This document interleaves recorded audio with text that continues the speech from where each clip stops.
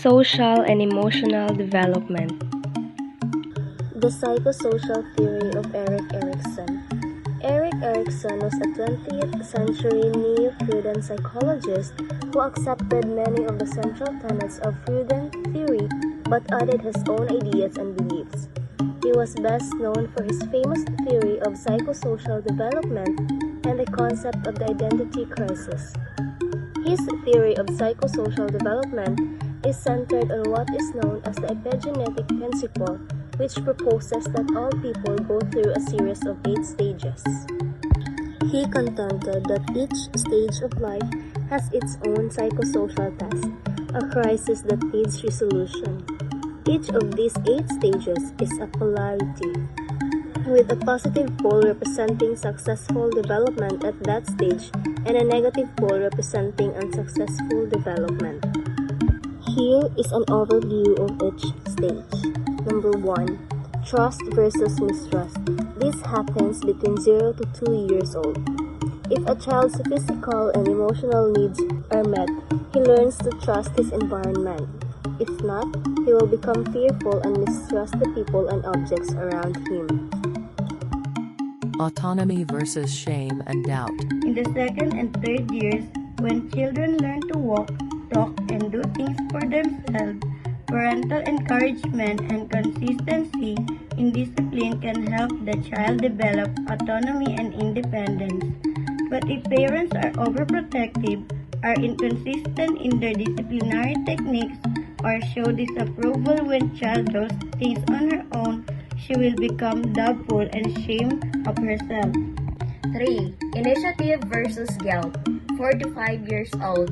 The child's inquisitiveness and exploration of his environment are encouraged by his parents. He will find it easier to use his initiative to go out on his own. But if parents inhibit such actions, the child will develop guilt feelings whenever he tries to be independent. 4. Industry versus inferiority. From about ages 6 to 11, children learn to manipulate objects and events by themselves. If encouraged, the child will develop a sense of industry, will enjoy solving problems and completing tasks, and will seek intellectual stimulation. If not, she will develop a sense of inferiority and will have to be bribed to complete a task. 5. Identity versus real confusion. Between the ages of 12 and 18, sexuality emerges in the adolescent phases the task of finding himself. He must integrate all that he has previously experienced in order to develop a sense of ego identity. If he is unable to reconcile his various roles in life into one identity, he is said to be suffering from dual confusion. 6. Intimacy versus isolation. If the adult achieves a sense of identity, then she can form close relationships and learn to share with others. Failure at this stage consists of being unable to relate intimately to others. The person may develop a sense of isolation, feeling there's no one but herself she can depend on in the world. 7.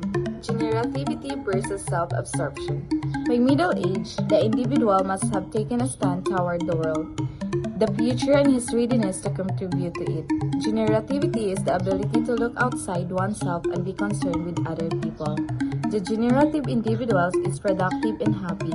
The person who fails at this age becomes self-centered. 8. Integrity versus despair. If life has been satisfying and the individual has achieved a sense of unity within herself and with others, old age will be a happy time. But if the old person feels that her life has been full of disappointments and failures, and she cannot face disappointments and failures, and she cannot face life at this stage, she will develop a sense of despair. Sigmund Freud is one of the famous names in psychology.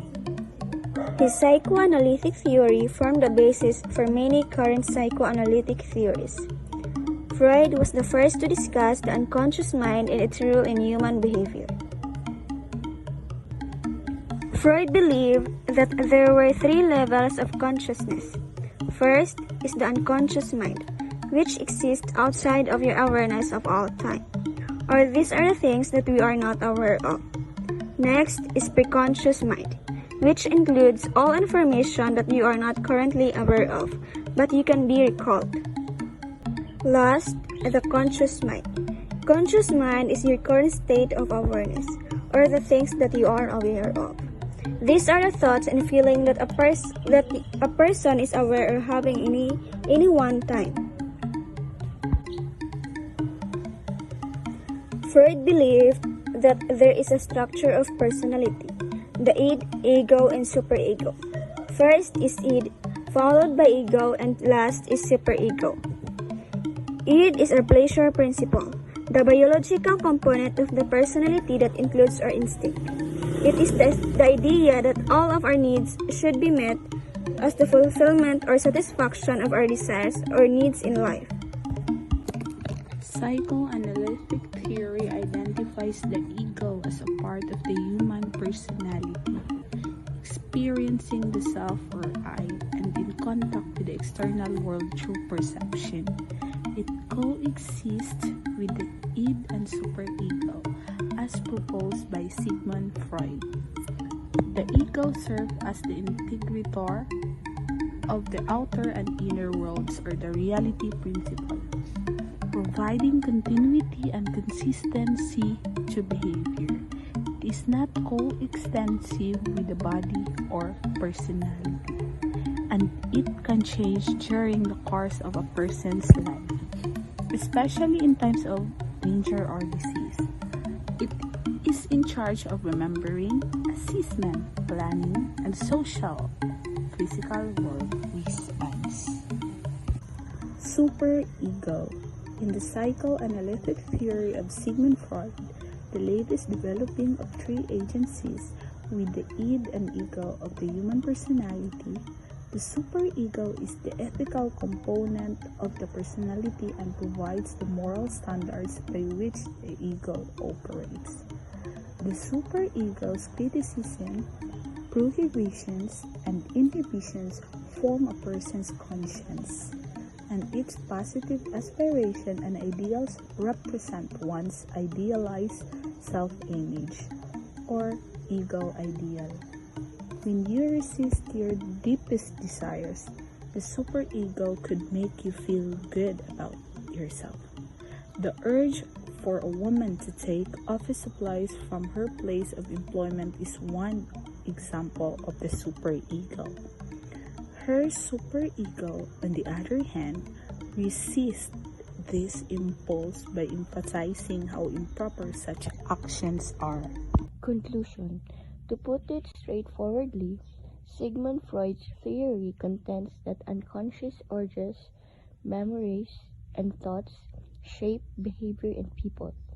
The id, ego, and superego are the three components of the mind.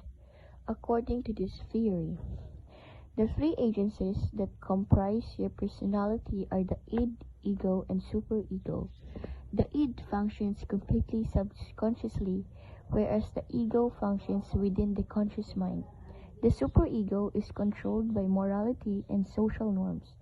The id is inherited portion of the personality, and the ego is who you are.